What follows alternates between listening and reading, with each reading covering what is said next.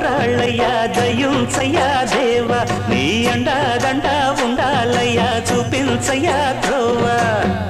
ఇంటి వంటలారగించి తొండమెత్తి దీవిల్చయ్యా తండ్రి వలె ఆదరించి తోడు నీడ అందిల్చయ్యా ఓ